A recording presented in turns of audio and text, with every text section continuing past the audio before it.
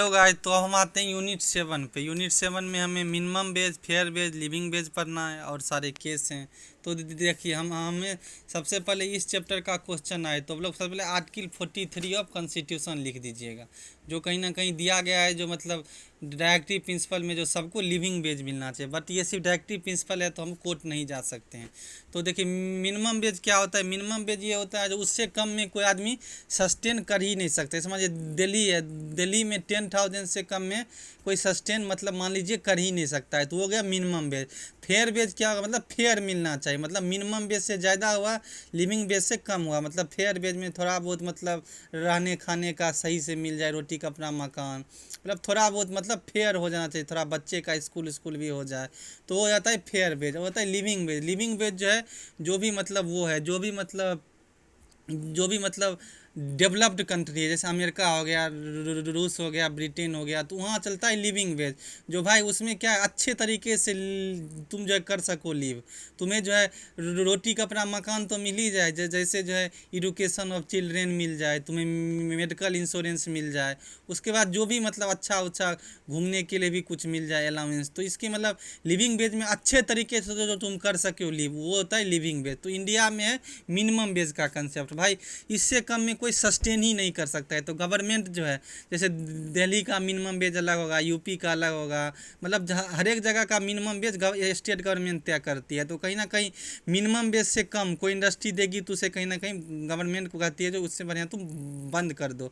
तो कहीं ना कहीं इंडस्ट्री को मिनिमम वेज देना ही पड़ेगा, मिनिमम वेज से कम जो इंडस्ट्री नहीं दे सकती। अब आती है एक और होता है इंडस्ट्री कम रीजन फार्मूला। इसमें ये होता है, जो मान लीजिए एक रीजन है, जैसे मान लीजिए पटेल चेस्ट एंड मुखर्जी नगर, यहाँ मुझे फोटो स्टेट का दुकान है, तो मतलब यहाँ ये होता है जो दोनों मान लीजिए दोनों जगह कोई काम कर रहा है फोटो स्टेट में, तो कहीं ना कहीं पटेल चेस्ट और मुखर्जी नगर दोनों के फोटो स्टेट में काम करने वाले एम्प्लॉय का सैलरी सेम होना चाहिए। नहीं तो क्या होगा, मान लीजिए मुखर्जी नगर में ज़्यादा है तो सारे पटेल चेस्ट के एम्प्लॉय क्या होगा, मुखर्जी नगर भाग जाएंगे काम के लिए। तो इसमें क्या होगा, ये इकोनॉमिक स्टेबिलिटी ख़त्म हो जाएगी। तो इंडस्ट्री कम रीजन फार्मूला में यही है, जो कहीं ना कहीं अगर सेम कोई नेचर का काम कर रहा है तो कहीं ना कहीं सेम तनख्वाह मिलना चाहिए। तो ये मतलब इसका थ्योरी हो गया। तो अब केसेस भी देख ही लेते हैं। Crown India work limited versus workman, इसमें मतलब कोर्ट ने ये बोला था, इसका 4 प्रकार का अलाउंस था, बेसिक, डियरेंस, स्पेशल, तो ये सबको ख़त्म कर देती है। तो कोर्ट इसमें ये बोलती है जो आप जो मिनिमम बेस से कम नहीं ख़त्म कर सकते हो। अगर आप मिनिमम बेस से कम अगर सैलरी दे रहे हो तो आपको कंपनी को कहीं ना कहीं ख़त्म कर देना चाहिए, मतलब बंद कर देना चाहिए। हाँ, आप सैलरी कम ज़्यादा कर सकते हो, मान लीजिए कोई रिसेशन आ गया तो कम तो कर सकते हो, बट मिनिमम बेस से कम नहीं। अगर आप मिनिमम बेस भी नहीं दे पा रहे हो एम्प्लॉय को सैलरी, तो आपको कहीं ना कहीं कंपनी को बंद कर देना चाहिए। ये तो दूसरा केस है, ग्रेवेस कॉटन एंड को लिमिटेड वर्सेस वर्कमैन। ये कहीं ना कहीं इंडस्ट्री कम रीजन फार्मूला पे, जैसे हम बताए थे, सेम रीजन है तो सेम सैलरी मिलना चाहिए। बट एक चीज़ आप लोग ध्यान रखिएगा, अगर मान लीजिए काम में डिफरेंट हो, मान लीजिए कोई कोयला के खदान में काम कर रहा है और कोई इजी काम कर रहा है, कोई ख़तरनाक काम कर रहा है, तो उसे ज़्यादा सैलरी मिलना चाहिए। क्योंकि मान लीजिए कोई कोयला के खदान में काम कर रहा है तो कब भूकंप आ जाए, कब आदमी दब जाए, तो कहीं ना कहीं भाई खतरनाक काम कर रहा है तो सैलरी ज़्यादा मिल सकता है। मान लीजिए कोई मुखर्जी नगर है, कोई पटेल से, दोनों मान लीजिए कोई ऐसा इंडस्ट्री है, एक इंडस्ट्री में थोड़ा केमिकल उमकल का खतरनाक काम कर रहा है और यहाँ कोई सिंपल काम है, तो भाई खतरनाक काम वाले को ज़्यादा सैलरी मिलेगा क्योंकि वो ज़्यादा डेंजर काम कर रहा है। तो यहाँ मतलब हो सकता है चेंज।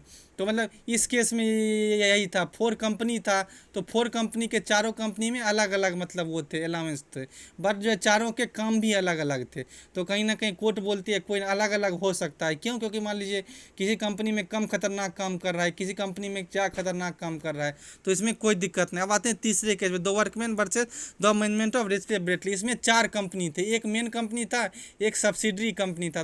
तो जो मेन कंपनी के जो है कहीं ना कहीं सैलरी ज़्यादा था, तो सब जो है कोर्ट पहुंच गए, बोले हमारी सैलरी भी सेम होनी चाहिए। तो सेम फार्मूला, भाई काम क्या अलग अलग है, मेन कंपनी है वहाँ कोई ज़्यादा वो काम हो रहा है, ज़्यादा दिमाग वाला काम है, सब्सिडरी है वहाँ कम वो है, तो कहीं ना कहीं सैलरी में डिफरेंस हो सकती है। क्योंकि जो आपको एग्जांपल दिए थे, कोई ख़तरनाक काम कर रहा है, कोई सिंपल काम कर रहा है, तो सैलरी में डिफरेंस हो सकती है। इंडस्ट्रियल कम रीजन फार्मूला क्या है, सेम काम सेम रीजन में तब डिफरेंस नहीं होगा। जैसे जैसे वहाँ फ़ोटो कॉपी का दुकान पटेल चेस्ट में भी है, मुखर्जी नगर में भी है, तो भाई फ़ोटो कॉपी सेम रीजन में सेम वो, तो उसमें सैलरी में डिफरेंस नहीं होगा। बट काम में खतरनाक काम कोई कर रहा है, कोई सिंपल काम कर रहा है, तो सैलरी में डिफरेंस हो सकता है। तो आई होप आप लोगों को यूनिट 7 क्लियर हो गया होगा। तो अगर हमारा वीडियो आप लोगों को हेल्पफुल लगे तो हमारे चैनल को सब्सक्राइब कीजिए। ये चैनल आप लोगों को जुडिशरी, एपीओ, क्लेट, एलएलएम सब में हेल्पफुल होगी। Thank you guys.